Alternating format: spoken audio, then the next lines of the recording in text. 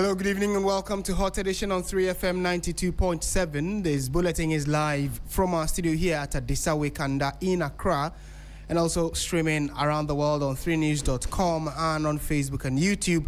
My name is Martin Asiedu-Dartey. Coming up this evening, members of parliament be debating controversial human sexual rights and family values bill following its reintroduction by Parliament, private members' bill. We'll bring you the very latest regarding this debate which is ongoing in Parliament. And later in the bulletin, evacuation of Ghanaians from South Africa sparks backlash online with growing calls for economic retaliation against South African businesses. Meanwhile, outspoken South African politician Julius Malema questions Ghana's decision to evacuate its citizens. Tonight, we delve into that issue again. Before that, though, let's bring you the news summaries with Grace Hamwa Ajiman. Hello, Grace. Hi, Martin. Let's begin from just where you ended. An economic freedom fighters leader, Julius Malema, has questioned the timing and approach of Ghana's response to recent tensions involving Ghanaian nationals in South Africa, arguing that it risked escalating an already sensitive situation. Speaking to the press, Mr. Malema said the reaction from Ghana was not necessary at that moment, warning that it could create negative perceptions and deepen divisions.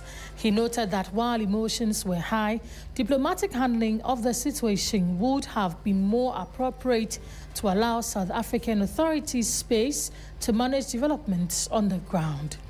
In a related development, Ghanaian and other African nationals living in Cambodia have been directed to leave the country by May 31, 2026, following a new immigration notice issued by the Cambodian authorities warning of arrest, imprisonment, and heavy financial penalties for overstayers.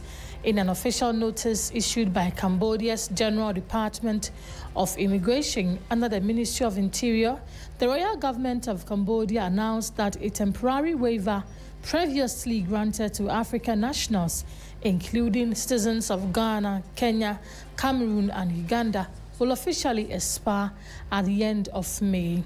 And before I go, the Gamanche Kintakiteko Chu II has called for the arrest and prosecution of chiefs allegedly involved in the sale of lands along waterways and other flood-prone areas. He made a call on Thursday during a tour of flood-hit communities following the spillage of the Wager Dam, which has left several homes and shops submerged and forced residents to evacuate their belongings. That's it for the news summaries. Thank you very much, Grace. Let's settle for the details of our stories now.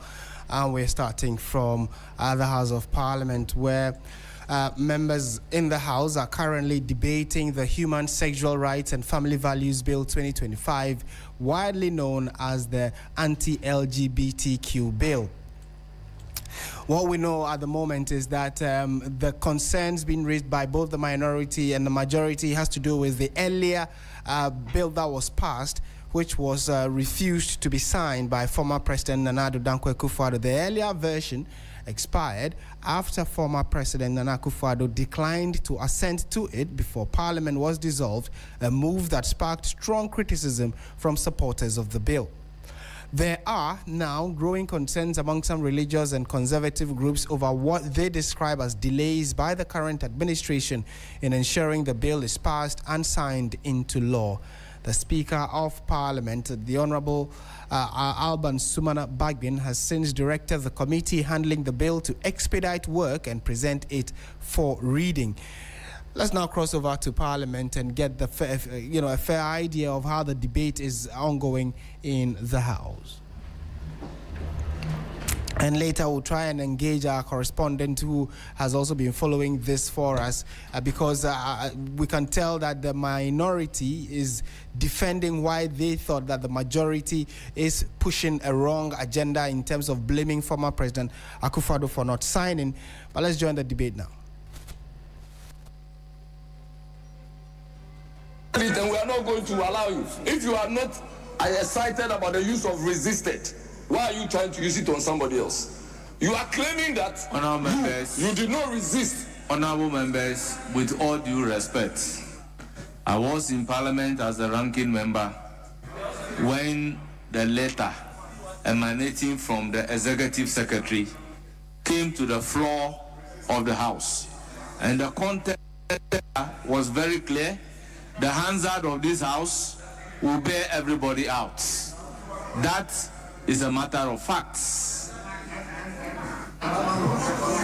Speaker, unfortunately, you have been drawn into a debate. And Speaker, I do not think that is fair to this side. Speaker, you cannot say for a fact that Nana Addo Dankwa Akufo-Addo resisted assenting to the bill. If there are legal processes and same had to be followed, Speaker, it does not amount to resistance. The majority leader is finding it offensive for my colleague to say that he resisted for the same bill to be tabled. And Speaker, it doesn't matter. I read, I follow. It does not amount to resistance. Majority leader was the one who resisted. He resisted. And that is factual. Well, I don't think I am getting into the debate, but just drawing the attention of the House to a matter of facts.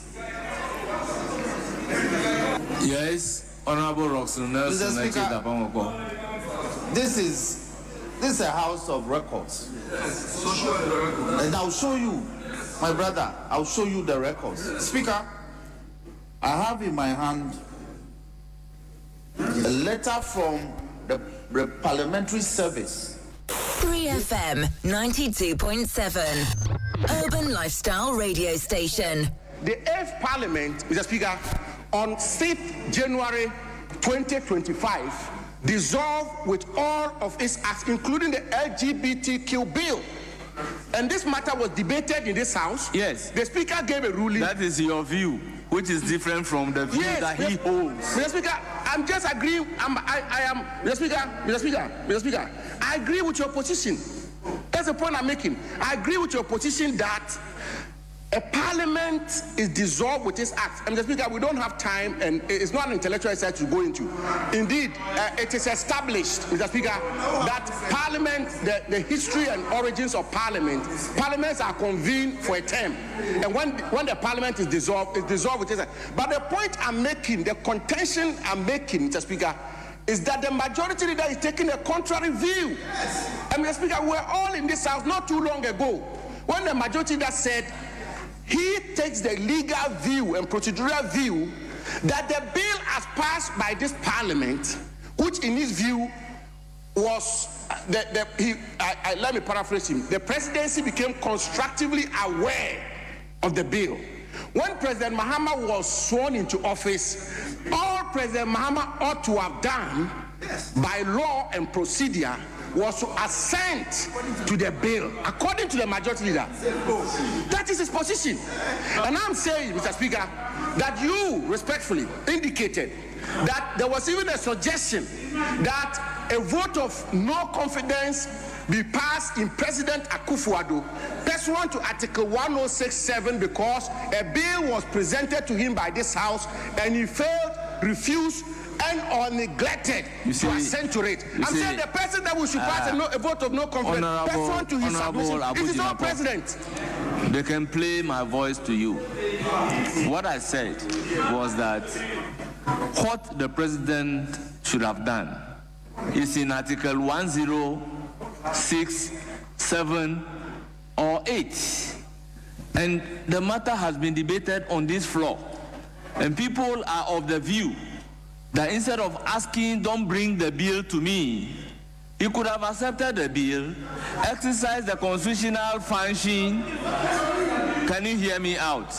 Exercise the constitutional function to assent or not to assent, and use the pendency of the suit as a reason for his inability to assent.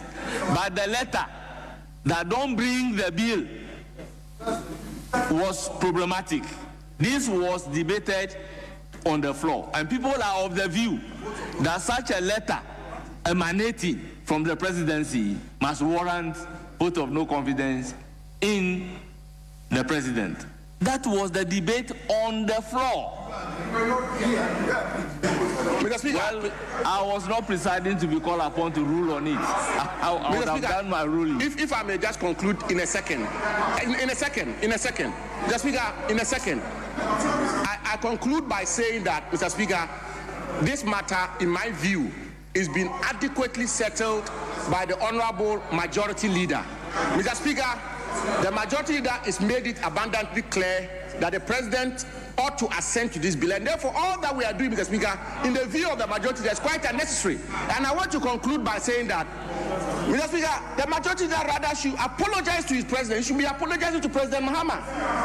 He's taking a dramatically contrary view from the view taken by President Mahama. When the Catholic Bishops' Conference paid a courtesy call on President Mahama, the excuse he gave for not passing the LGBTQ bill was the fact that the bill dissolved with the dissolution of the 8th Parliament. Based on the ruling of the House. Yes, but his Majority Leader is on record here and on hazard, making the point that he disagrees with his President. He disagrees with President Mahama. Mr. Speaker, the truth is that the LGBTQ matter used as a political football by our friends from the other side. Some time. And they say vindication the administration. If you indicate the bill, it's in the room of time. Bill which I take the view is dramatically different from the administration developed by the Parliament. They brought a bill which I take the view is dramatically different from the bill passed by the... His view is that we should transmit the bill to the President as passed. Is that, but the right we should transmit the bill to the President gave a ruling as passed, which he, but the right honorable speaker, gave a ruling which he never mentioned the name of disagrees the with. Mr. Speaker, we I've heard you mention the name of the President. We should apologize to President Akufo-Addo, apologize to President Mahama, apologize to this House, apologize to the Speaker. Please, can they resume your seat? It's clear, the LGBTQ is not there for politics. Honorable Jinapo, resume your seat. Thank you, Mr. Speaker. Yes. Mr. Speaker, unlike you, me, I do not fear to disagree with my president. And my president is such a tolerant president that he has no problem with disagreement. He has no problem with disagreement. You are the ones who argued. Listen to yourself. Please, listen to yourself. You are arguing strenuously that the bill was not presented to the presidency. You are arguing strenuously that the bill was not presented to the presidency. I argued in this House at that time that the bill was presented to the presidency. You had constructively become aware of the bill and that you had written to resist receipt of the bill. Consistent with that argument, I continue to argue that so far as I am concerned, a presidency is a continuum, and therefore, upon the assumption of office, the president inherited the bill. That is my argument. Indeed, listen, indeed, as a majority leader standing here, the day the speaker was to consider the arguments, I argued the same way as I am arguing today. I never changed position. And I never changed position because so far as I was concerned, I was looking for the most expeditious way of the law coming into force.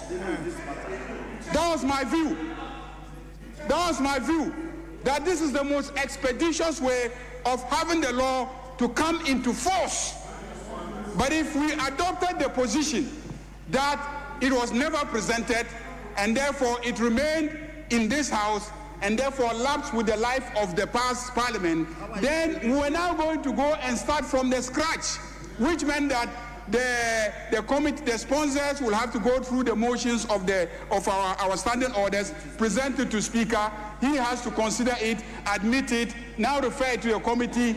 And I even cautioned that I recall that I was a member of the committee that considered it, and it took us close to 3 years Over 200 public hearings. Every day we came, were held in the Kofi Annan auditorium. DF Annan auditorium, listening to memorandum after memorandum, interest group after interest group, traveling all over the world. I recall we were invited to Geneva, The Hague, to The Hague, and they confronted us with this bill. I recall that British parliamentarians came here and they met us. I led the then minority side, and all sort of innuendos and veiled threats were presented that if NDC assumed office and we passed a bill like that, do we know the implications for our government if we passed it? And I told them squarely that we will pass it. So, Mr. Speaker, I have been consistent on this matter.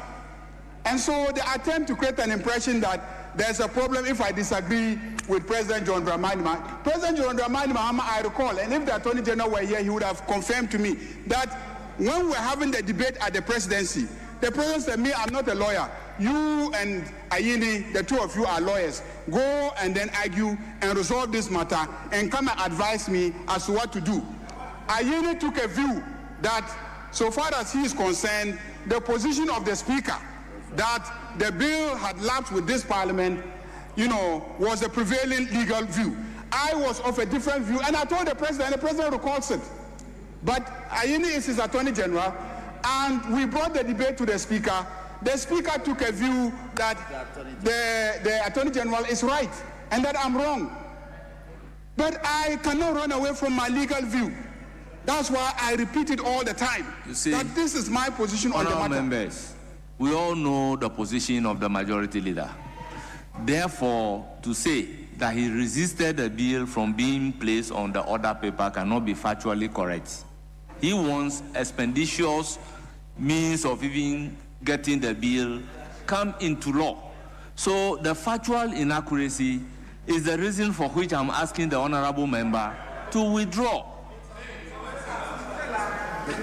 Mr. Speaker, respectfully, I would want to be guided. Mr. Speaker, is it a case that, Mr. Speaker, I know that the Will rules... you withdraw or you Mr. Speaker, withdraw? I want to be guided. I want to be guided. Mr. Speaker, the rules and practices of this House rest in your bosom.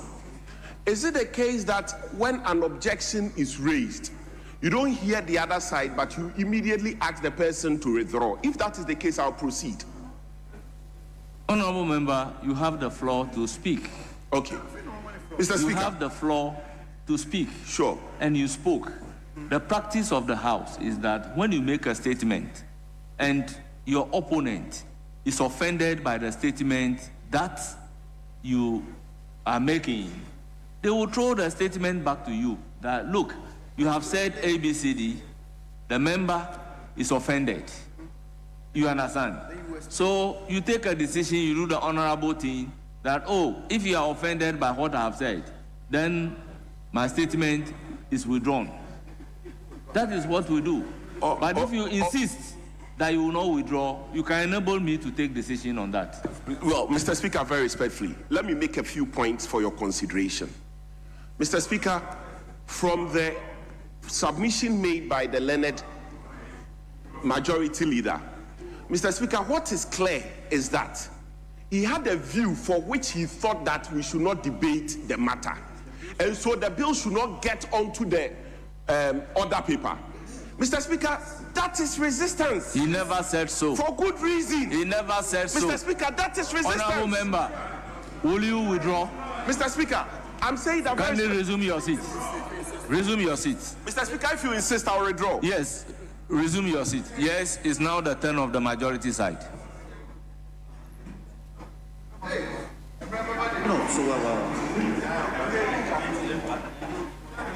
And I will consequently order that the statement that majority leader resisted the bill from getting onto the order paper is expunged from the record as if it does not exist.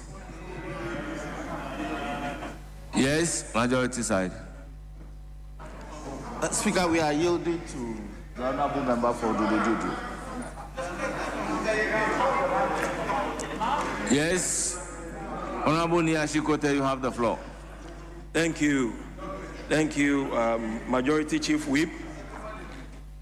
Mr. Speaker, I rise to support the report as laid by the Vice Chairman of the Committee on the Constitutional and Legal Affairs.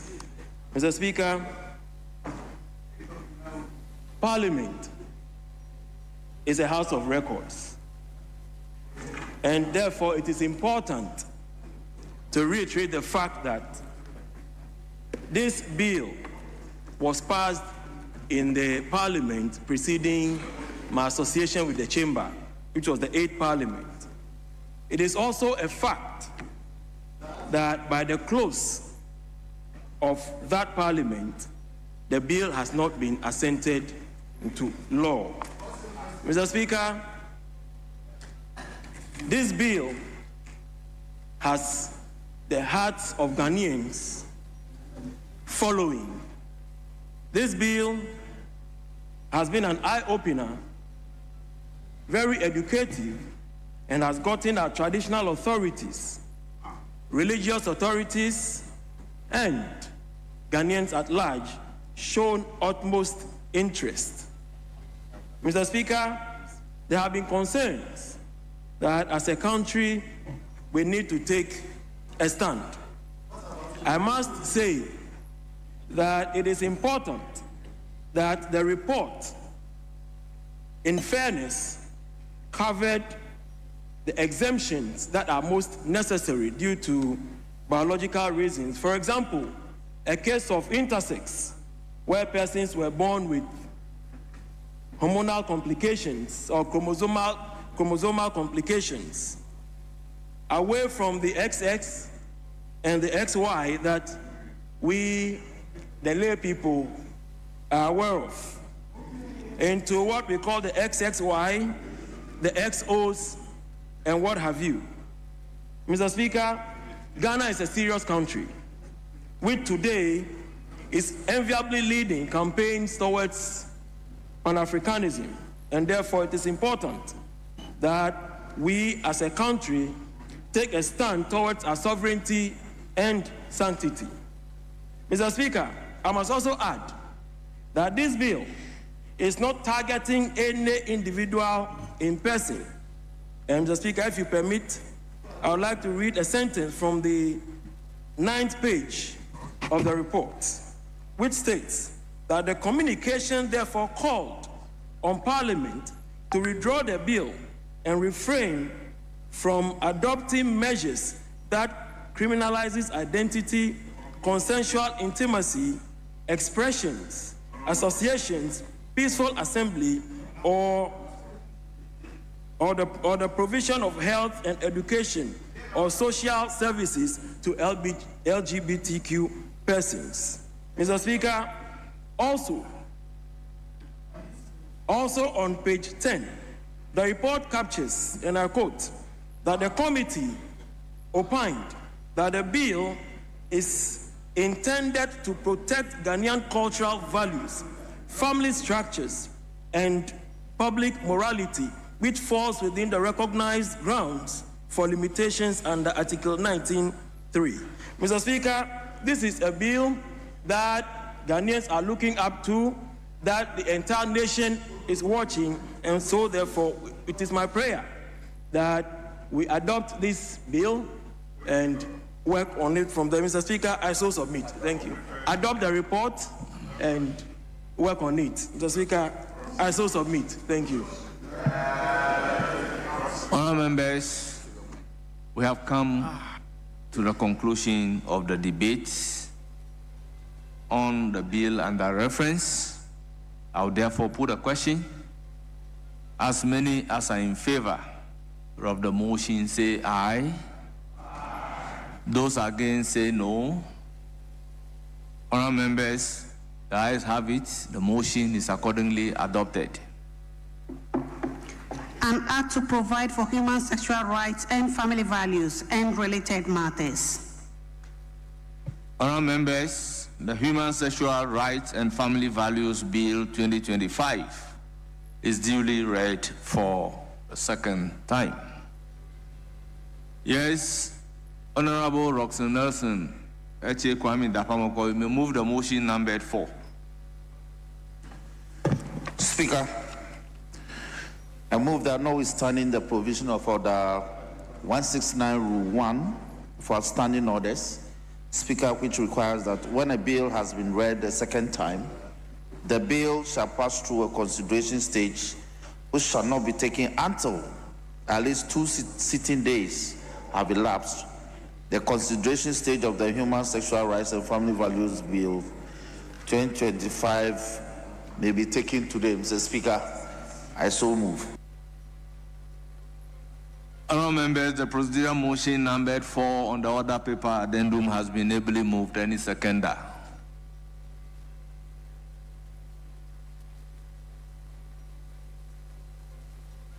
Yes, Majority Leader.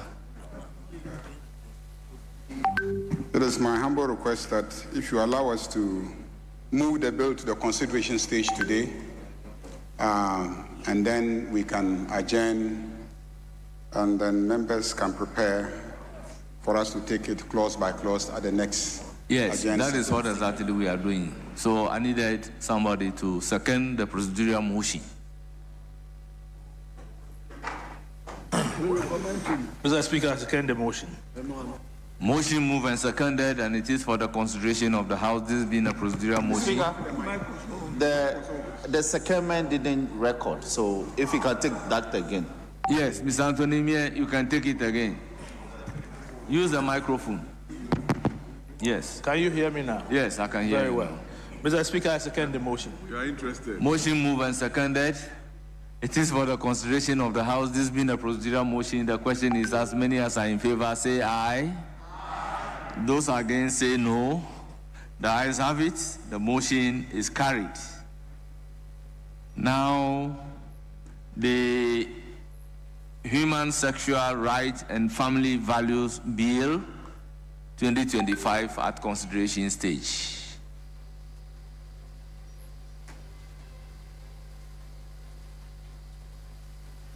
Now, Leader, this is the point at which you make your submission.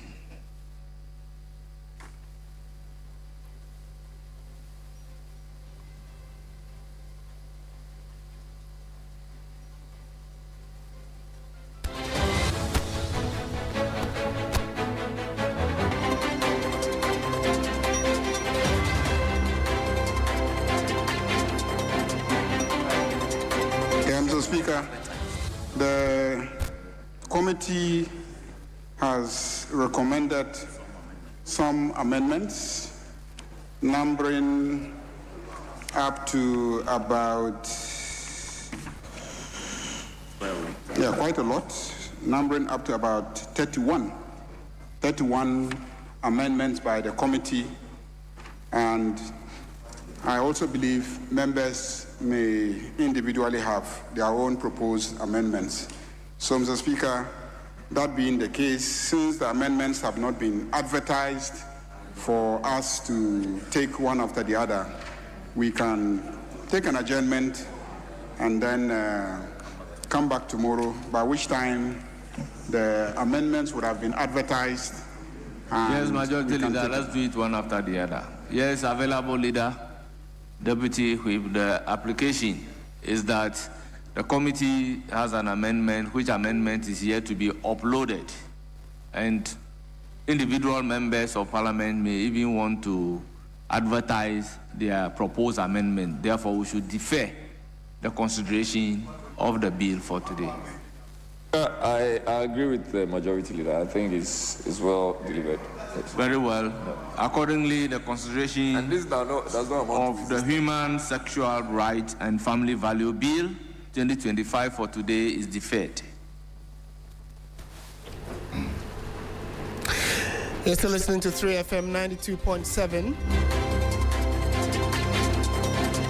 Yes, Majority Leader. And we have just been in the House of Parliament, listening to the debates between the minority and the majority side on whether or not the proper human sexual rights and family values bill, what many of you will know as the anti-LGBTQ bill, is gaining. It has got to be passed by the House again, and then eventually assented to by the president. That is, if it gets to the office of the president. And the debate has largely been on the back of the fact that the minority were insisting that it is not that the former president refused to sign it, but he had a few concerns which the House was asked to address. But the majority were referencing a letter that later came after the refusal of the former president to sign.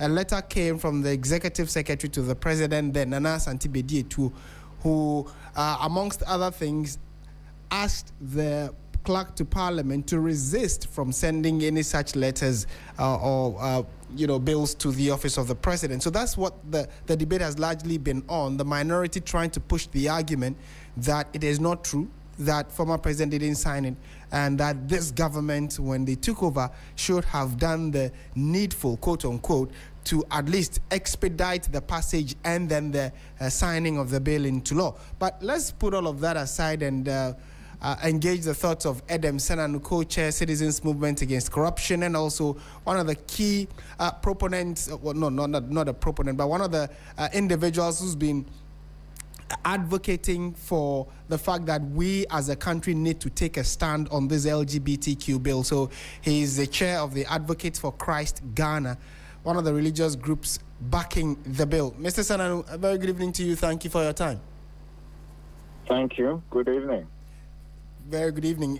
To start with, we know that, many expressed disappointment in the fact that when this bill, after rigorous work, had gone through Parliament to the office of the president, it did not get the signature or the appendage of the then president. It is back in Parliament now. First of all, what do you make of the fact that there seemed to be some momentum gathering and still behind this bill, that we really need to get it passed, and that from today's hearing, Parliament has had a second reading of it and it has been adopted, and what we are told is that it's going to the consideration stage. After that, then it means that they all now have to vote on it. But I mean, talk to us about your thoughts now that it is back in Parliament and the debate is ongoing. I think, first of all, we must salute the leadership of Parliament, and especially the Speaker, who has been consistent and emphatic that this is something that Ghana needs and that he was going to ensure that it got through. I think a lot of the fact that we've had traction is personally attributable to the posture that the current Speaker of Parliament has taken on this matter.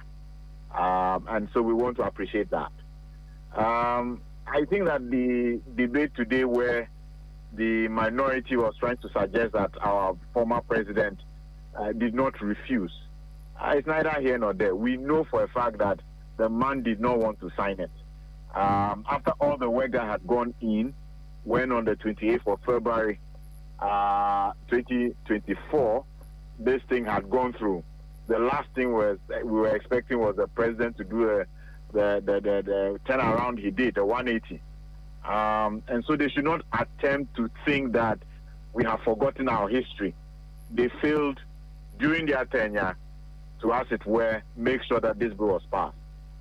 We are delighted at the speed that it is taking at this point. We are hoping to pass it before the international forum that Parliament is hosting on, I think it's a forum on a continental forum on family and other rights. I think it's a good context within which that forum will allow us to see that Ghana actually has something that deals with these issues. And so those would be my initial thoughts. Right. And to think of the other side of the debate, where many are saying that why it looks as though this particular bill is dragging. There is this other side of the conversation, which is that because of the sensitive nature of it, we need to make sure we dot every I and cross every T. So it is okay for it to drag where every opinion, every thought is, captured, so that we are sure that the bill is watertight. What do you stand on this debate? Well, yes. When it comes to democratic procedures, it is always important to ensure that one errs on the side of caution and time, allow the voices to be heard, because that way you carry a majority along and ownership of the policy or the law is guaranteed.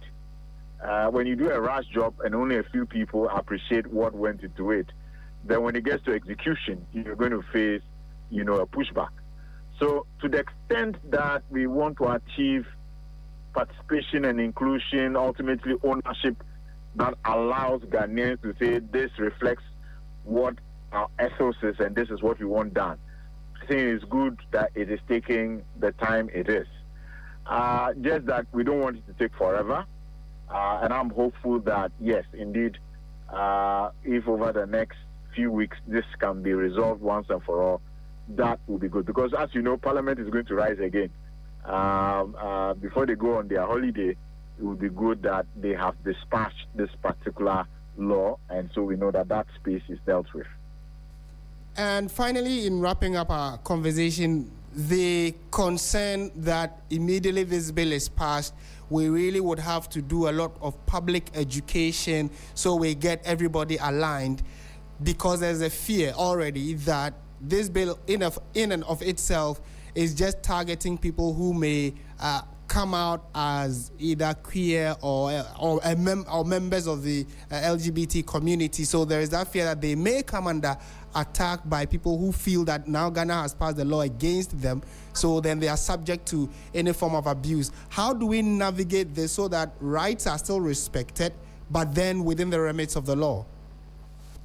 On the contrary, the law is rather much more specific on the fact that no citizen has the right to physically injure or to verbally assault any such person.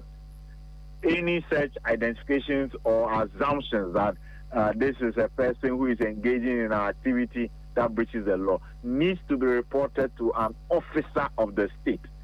So nobody has the right to take the law into their own hands, and there are sanctions against individuals or groups who attempt to do that.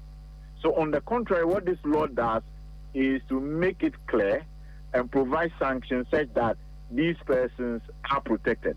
The much more important thing is that we don't want a situation where certain practices that are anathema to our social cultural values begin to be promoted and, as it were, inculcated in our children and in our society. That is the best aspect of the law. What it does is to ensure that you can't just go propagating things you don't want propagated.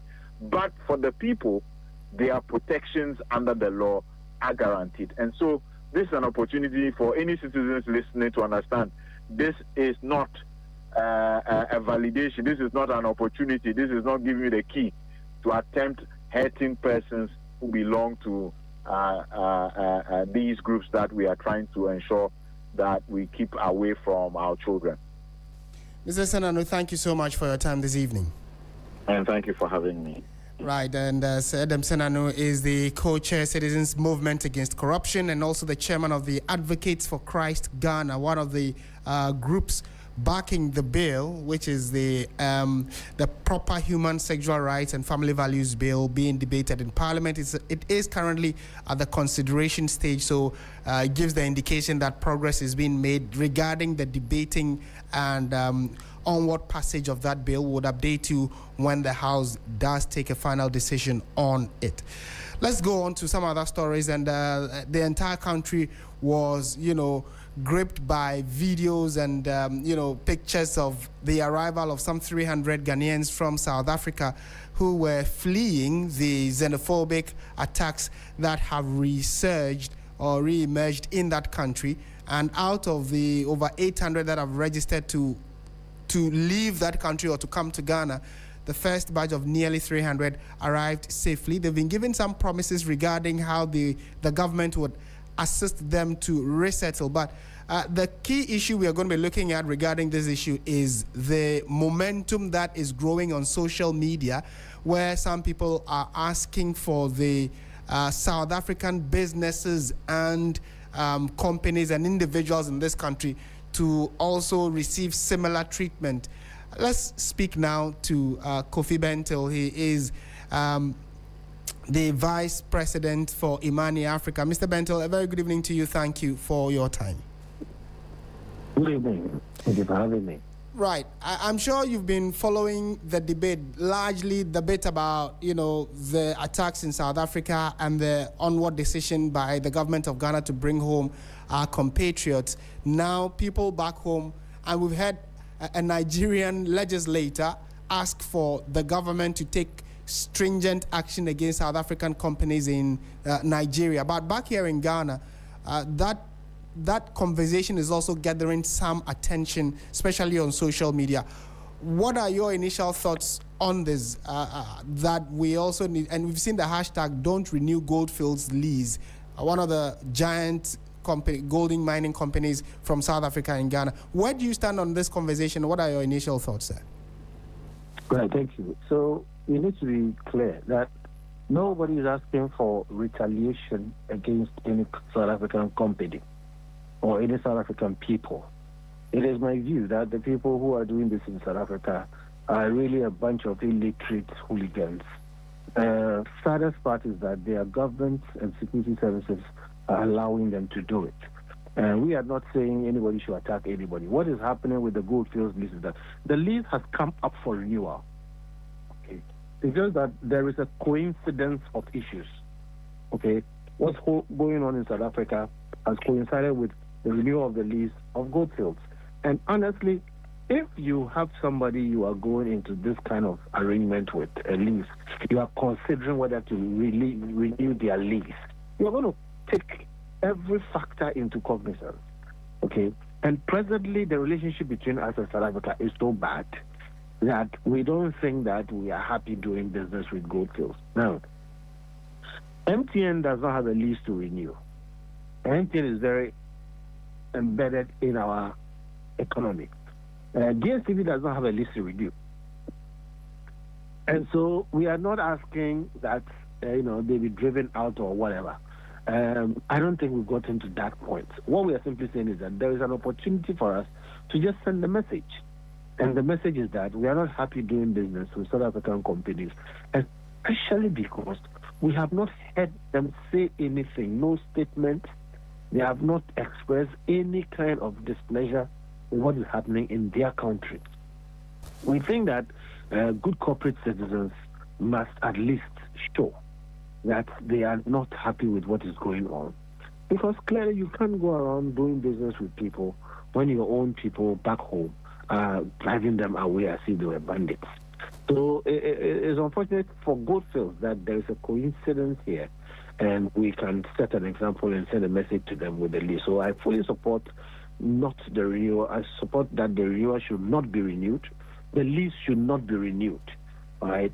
It's just to send a message. Next time something like that happens, they will feel compelled to do something about it. And whatever little they can do, that token is enough. But this loud silence is not good enough. Right.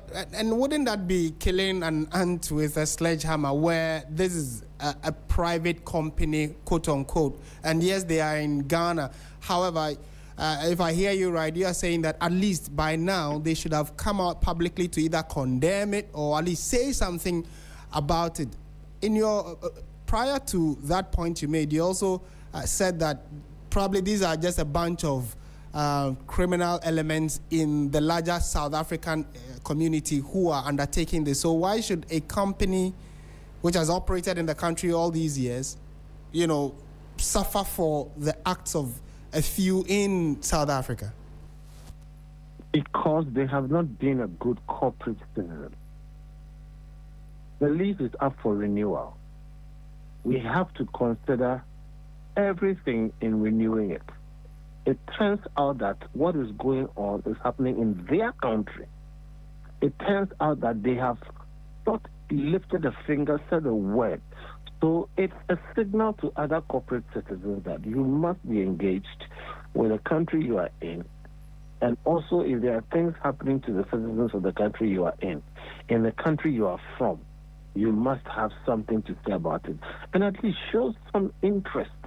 I mean, nothing stops them from offering to help. The Ghana government has gone to do an evacuation. Nothing stops Goldfield from offering to help. You know, the thing about good corporations is about good behavior.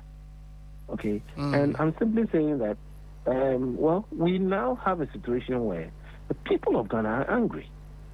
And I have a feeling that if you ask any Ghanaians whether they want Goldfield to be working here, they're not going to stay here. Not because Goldfield is necessarily a bad company, but it's simply that, look, I have a choice to make, to keep you or to let you go. And given what is happening, I let you go. Like I said, it just happens that your lease is up. Okay, MTN doesn't have a lease that is up. And if MTN had a lease that was up, maybe the same thing will happen to them. So that is what corporate citizenship is about. What stops them from showing concern and lending a hand? Failure to do that is a failure of their business strategy. It's a narrow look at what their business is about. Okay, it's a failure of their corporate PR. All right, and there will be a consequence for it. And definitely, like I said, if the government is a representative of the people, I don't think the people of Ghana today are happy to be doing business with, South African companies that are seeking to do business with us. Those who are here already here, they are entrenched in the system. Okay. But trust me, if people had a choice, maybe they will also shift. Right. Two final questions before you take leave of us. The next would be, so in this instance, if Goldfields does, for instance, the next few hours, probably after hearing you, decide to come out with a statement or organize a media engagement to share their frustration about the efforts or activities in South Africa, would that be still okay, or it's a tad too late? It definitely will be better than nothing, but definitely also will be too late. It's clearly insincere, but I still think they should do something. Honestly, if I was advising them, even sometimes you have to admit that, hey, I made a mistake, So it will be too late. I think it will not assuage Ghanaian feelings about them. Like I said, unfortunately, their lease is up, and they are the ones who are, on the board now to be dealt with. So it will be too late. They've already shown that they are insensitive and they care what's happening. But it will be better than nothing. So I still urge them to do, the needful. The needful. And finally, what would this not paint a negative picture about foreign investment in the country? What kind of dent could an action by Ghana or the government's decision to either make the renewal process a bit more stringent paint for the global community or investors who probably would want to come into the country? Or you think it has no bearing on that at all? Of course, there is some sort of bearing, but the question is whether it's a bad thing or not. It will give everybody an indication that the average Ghanaian person is sufficiently connected to their government, such that when you hurt them, you will hurt your own standing within the Ghanaian community. I don't think that's a bad message. It will give everybody the indication that Ghanaian governments, are sensitive to what their people are suffering, if even it happens outside the country. And so if you're a company from some country and we have issues with you in your country, you will be minded to do something about it. And ultimately, they will do things in their country to make sure that people from other countries are not oppressed within their country, because it's a global village. Okay, when you are sacking people from them, your country, and telling them to go to their country and go fix it, and then you come to their country trying to do business there, like some have said, well, you to leave, go to your country and go and do business in your country, and let us do our own business so we don't have to travel to your place. I mean, it's not a good thing that, migration and people traveling across borders to do work, should be affected. But under the circumstance, what goes around comes around. Okay, what's good for the Ghana is good for the goose. And if people are not going to be treated well in one country, the persons or companies from that country should not expect that we roll out a red carpet for them in this country. So it's a good message to send. Sometimes people disconnect some of these things from their existence. In Ghana, we are showing that all these things are connected. You can't maltreat Ghanaians and expect to be doing business in our country. Thank you so much. So how's the campaign going? Is it that you're collecting signatures, or you're just trying to whip up public attention to draw government's focus on the fact that they need to do a bit more? It's going really well. I was thinking of collecting signatures, but it has not been necessary. There is such an overwhelming support that I think the government itself has taken notice. So the campaign actually is going very, very well. I think the government is, seeing and hearing, and I believe it will have some sort of effect. There's been a couple of discussions already about the collateral economic benefit of gold fields in Ghana. But we have to weigh that against many things. And the bottom line is that at the end of the day, gold fields has to show that it is not just here to mine our gold, make money and go away and care less about what goes on with the rest of us. Yes, they have collateral economic benefits, but it is also very clear that gold fields as a corporate citizen has not entrenched itself sufficiently within the Ghanaian economy. Okay, if they had, it would be more difficult to inject them. If today somebody wanted to do something like that with MTN, there would be a bigger problem because MTN is sufficiently entrenched in the economy, and what they do within the economy affects almost everybody. Okay, so you will not get the same kind of groundswell against a company like MTN, unlike Goldfields. It seems to me, looking at Goldfields as a company, that they have not done well in, making themselves relevant to average Ghanaians. I don't see why Goldfields is not listed on the Ghana Stock Exchange, for instance. In the past 30 years, you've been working here, you've made billions of dollars. And our investment terms have been particularly lenient, which have allowed you to repatriate funds. When they started, they had very few mines. So they have many mines funded from Ghana. I don't know why they are not listed on the Ghana Stock Exchange. I think they can do more to entrench themselves more within the Ghanaian community and be a better corporate citizen. So I think the government has taken note.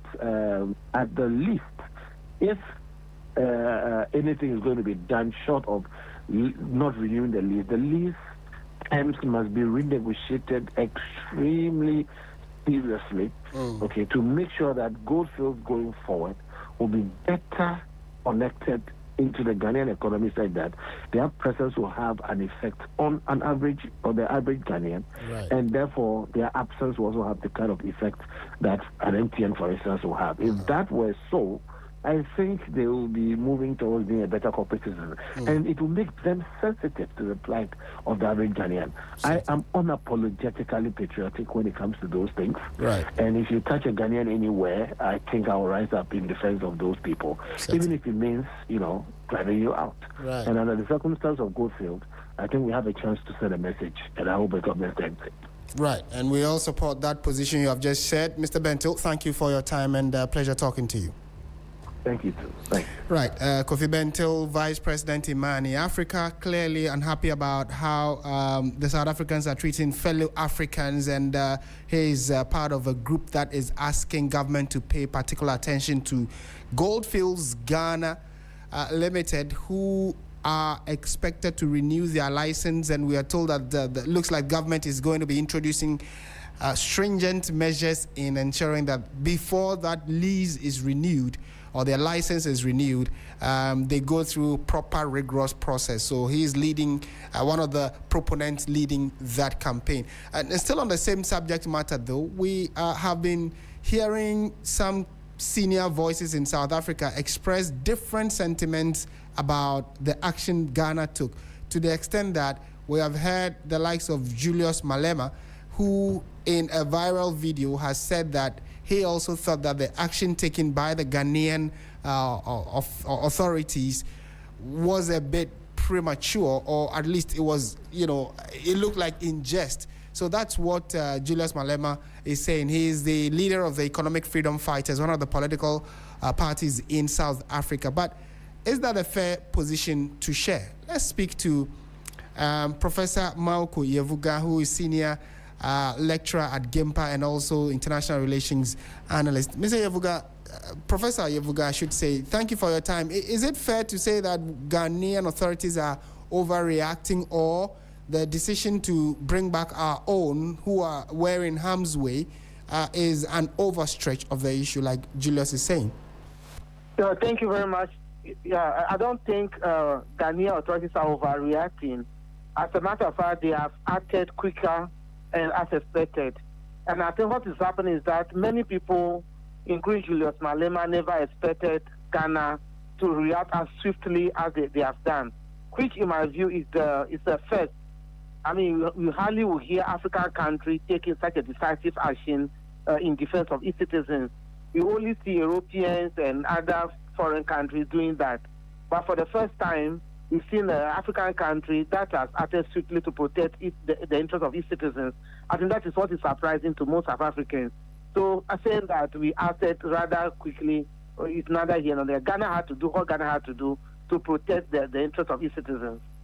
And finally, I'm sure you would also then expect that for him to think that way, then maybe it means he believes something can be done. So as a critical voice in South Africa, he probably should be leading a campaign against some of these xenophobic videos and attacks we are seeing. Is that a position you'd share? Yes, that's what I share, that because he's been silent. How come that he never spoke the way he's speaking now when this thing started? He may have spoken, but as not forcefully. He's a member of parliament. He leads a political movement. So if he had spoken clearly when the thing started, maybe that would have helped to diffuse the tension a little bit.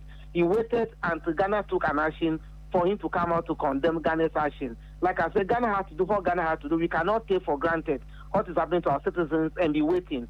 I mean, there's more room for diplomacy to triumph, but I think what the Mahama government is commendable. I think that sends a very powerful signal, and it got South Africans talking and realizing that Ghana is not one of those countries where you can touch your citizens and nothing there will not be consequences. So I think we did the right thing. If the ball is back in the court of South Africa, how do they call to order all these faithless people or all these people that are chasing people in xenophobic attacks? They have to do the needful and call these people to order. And so the onus is on them to do that as a sovereign country also. And sorry, I said finally, but maybe just to drop this in, you heard Kofi Bentel a while ago talk about the fact that Goldfields Ghana Limited, whose license is up for renewal, there is a hashtag that license should not be renewed, or at least the process should be more stringent. How do you react to this? Well, I think it's a legitimate issue being raised. I think for a very long time we've been taken for granted.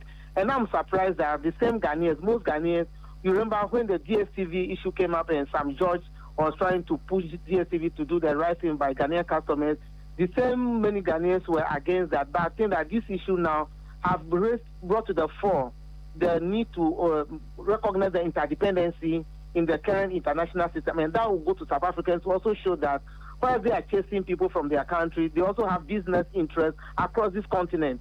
Therefore, they have to be very mindful of that. So for me, the campaign that Kofi Bentel and others are leading is legitimate. And it will bring the issue of business ethics and corporate accountability to the fore. Because like he rightly mentioned, we would have thought that South African companies operating in Ghana, Stanbic Bank, Goldfields, and MTN, they should have been speaking, clearly and defending the interests of migrants that are being chased. They never did that. And like Kofi Bentel rightly said, maybe this is the time for them to show some corporate responsibility. So for me, the campaign is in good order. Prof, it's always a pleasure talking to you. Thank you for your time. No problem. Thanks. Professor Mauko Yavuga is a senior lecturer at GIMPA, and then also an international relations consultant and analyst there. So clearly, many of you have also been sharing your thoughts and sentiments. You probably may not have heard what exactly it was that Julius Malema said, for which reason we are getting some reactions to it. But in case you haven't heard, maybe let's bring you that voice of Julius Malema, who has been saying that he thought that Ghana has overreacted, or Ghana is pushing the boundaries too much, and that there could be a better way to resolving this issue. This is Julius Malema's position that was shared earlier today.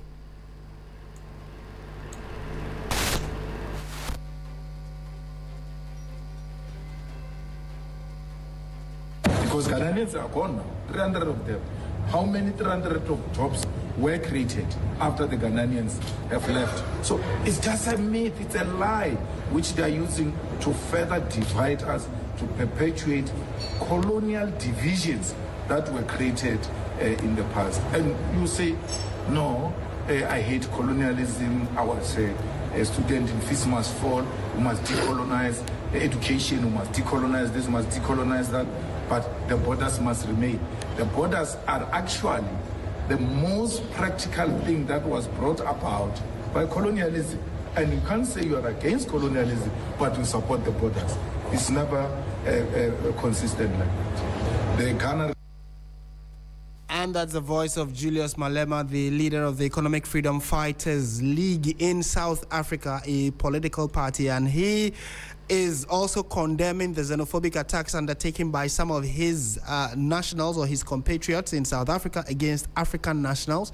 He has condemned it time and again, but is also sharing a different opinion about the action taken by the Ghanaian government. He says that he believes that the action would rather make the situation worse and that Ghana should have at least held on for some time for negotiations to take place so that we can deal with this particular issue diplomatically.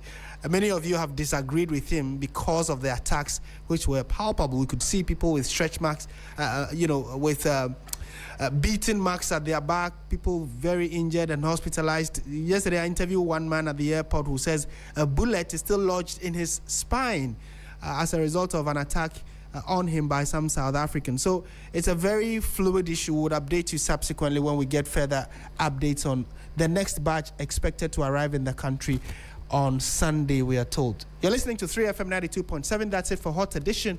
Have a good evening.